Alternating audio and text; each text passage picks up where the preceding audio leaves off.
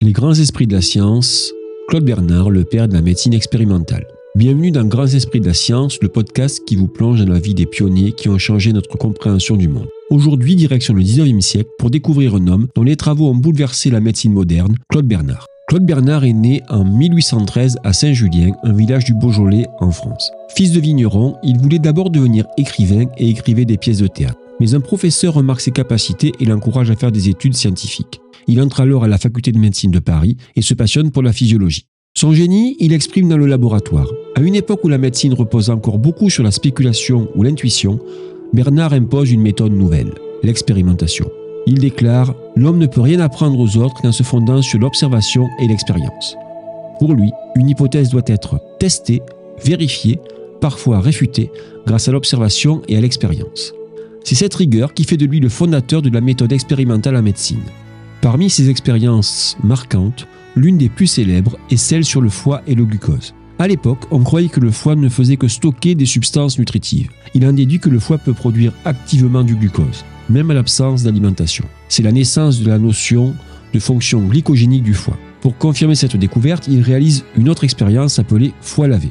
Il prélève un foie fraîchement extrait, le rince pour éliminer tout sucre résiduel, puis le laisse au repos. Peu après, du glucose réapparaît dans l'organe, preuve que le foie fabrique bien du sucre lui-même. Autre expérience célèbre, Claude Bernard s'est aussi penché sur les effets du monoxyde de carbone, ce gaz invisible et mortel. Il expose les animaux à de faibles doses de monoxyde de carbone, puis analyse leur sang. Ce qu'il découvre est saisissant. Ce gaz se fixe sur l'hémoglobine à la place de l'oxygène, empêchant les cellules de respirer. Le sang, pourtant bien rouge, ne transporte plus l'oxygène vital. C'est la première démonstration claire d'un empoisonnement cellulaire par un gaz, et cela ouvre la voie de la toxicologie moderne.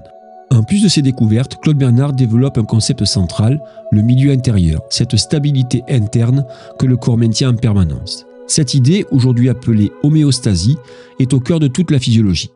En 1865, il publie Introduction à l'étude de la médecine expérimentale, un ouvrage de référence encore cité aujourd'hui. Il y défend une médecine rationnelle, basée sur les faits. Mais Claude Bernard n'échappe pas aux controverses. Ses nombreuses expériences sur les animaux, notamment les vivisections, soulèvent déjà à l'époque des critiques éthiques. Sa propre femme s'opposera à ses travaux, allant jusqu'à quitter le domicile familial.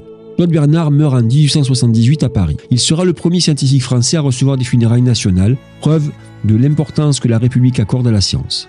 Claude Bernard, c'est l'exemple parfait du chercheur rigoureux, visionnaire, parfois incompris.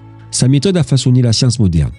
Sans lui, la médecine serait peut-être encore dominée par les intuitions plutôt que par la preuve. Merci d'avoir écouté Grands esprits de la science. À très vite pour un nouvel épisode et d'ici là, restez curieux.